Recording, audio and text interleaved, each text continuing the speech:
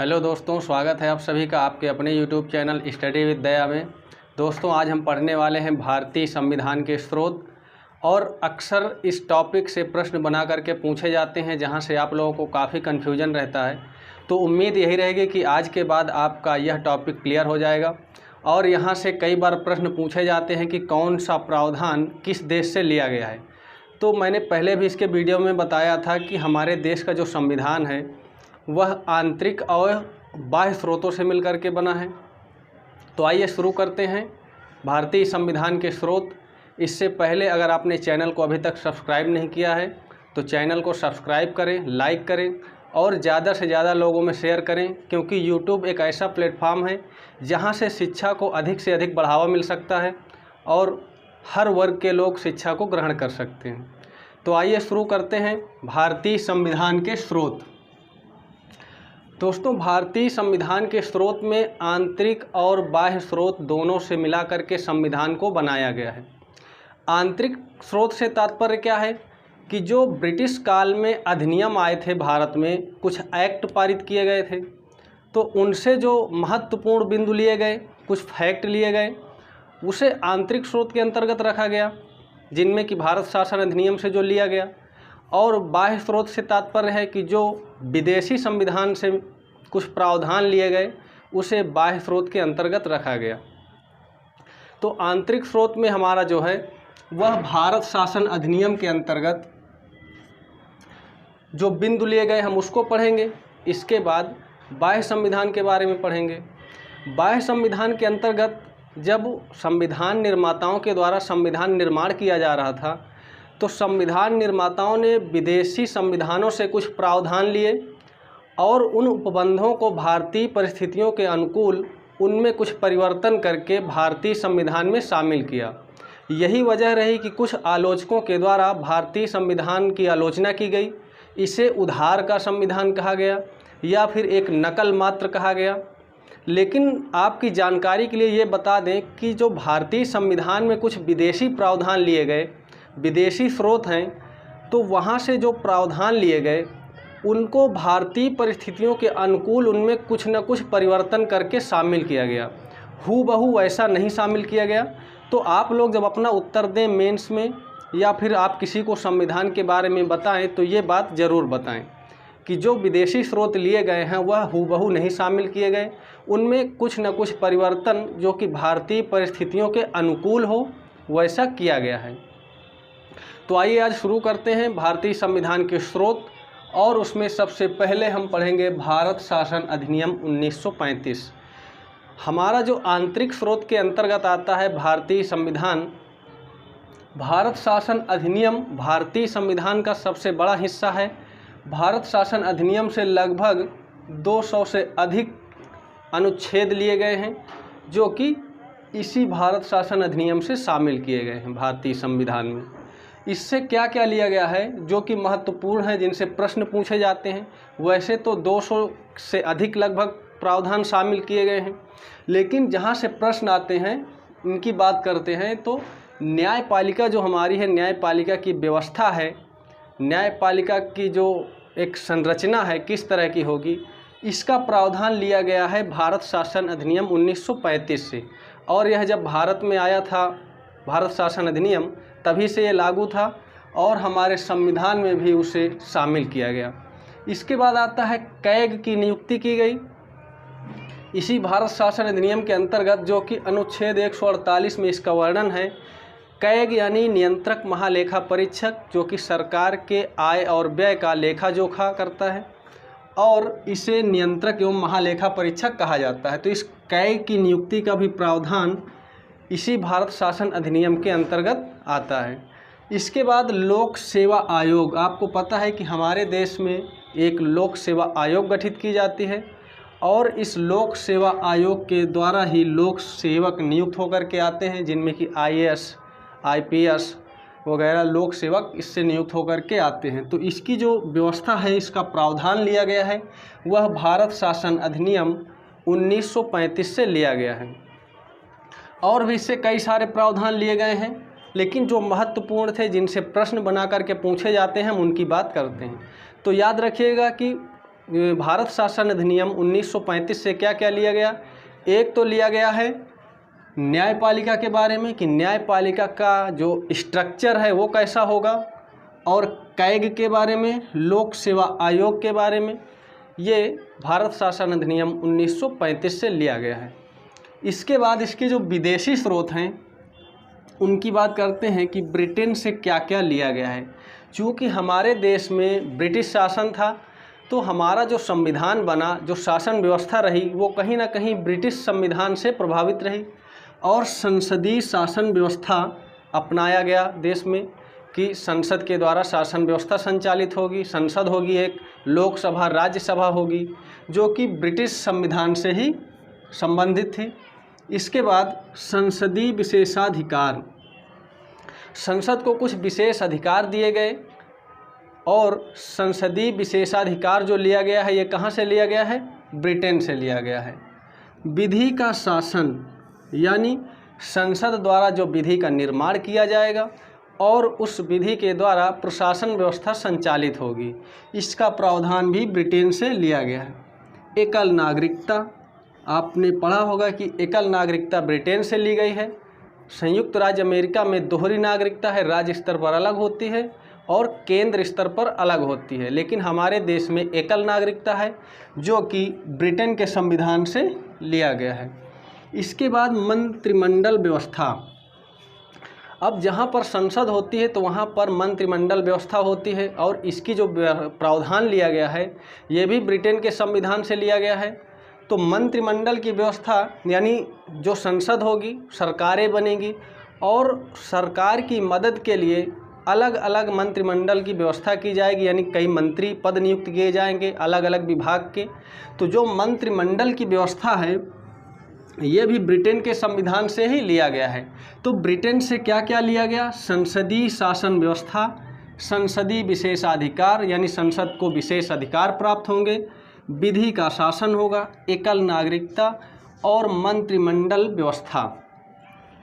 इसके बाद आते हैं कि और क्या संविधान में जो शामिल किए गए प्रावधान, जो कि यूएसए से लिए गए यानी संयुक्त राज्य अमेरिका से। तो संयुक्त राज्य अमेरिका से जो प्रावधान लिए गए उनमें सबसे महत्वपूर्ण कि मूल अधिकार जो हमारे हैं, संयुक्त राज्य अमेरिका से मूल अधिकार लिए गए कि जनता को कुछ मूल अधिकार प्राप्त होंगे, जिनकी पहले 7 संख्या थी, वर्तमान में अब इसकी संख्या 6 है। न्यायिक पुनर्विलोकन, न्यायिक पुनर्विलोकन की जो शक्ति है, यह जो संविधान में इसका प्रावधान लिया गया ये अमेरिका से लिया गया है।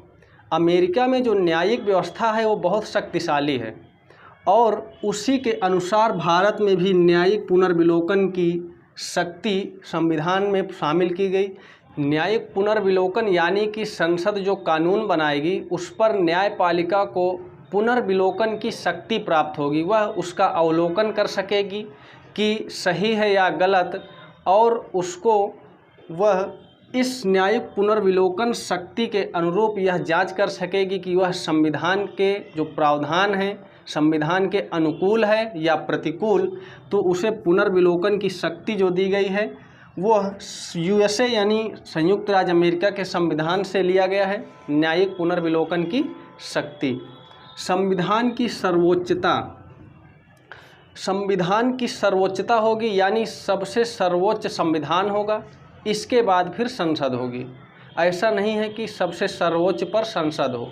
तो संविधान की सर्वोच्चता ये कहाँ से लिया गया है? यूएसए से लिया गया है, और इसकी शक्ति का जो आधार होगा वह होगी देश की जनता।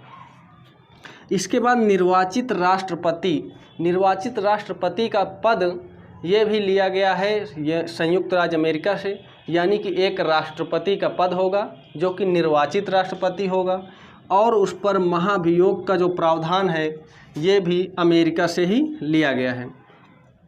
अब यहाँ पर राष्ट्रपति का पद तो लिया गया है अमेरिका से, लेकिन राष्ट्रपति के निर्वाचन संबंधी जो पद्धति है यह लिया गया है आयरलैंड के संविधान से। इसको याद रखिएगा कि राष्ट्रपति का जो पद है कि एक निर्वाचित राष्ट्रपति होगा, यह अमेरिका से लिया गया है, लेकिन इसकी निर्वाचन पद्धति कैसी होगी यह आयरलैंड के संविधान से लिया गया है। तो याद रखिएगा अमेरिका से क्या क्या लिया गया है? एक तो मूल अधिकार, दूसरा न्यायिक पुनर्विलोकन की शक्ति, यानी कि न्यायपालिका को यह अधिकार होगा कि संसद के द्वारा बनाए गए कानून का अवलोकन कर सके और यह जांच कर सके कि वह संविधान के अनुकूल है या नहीं।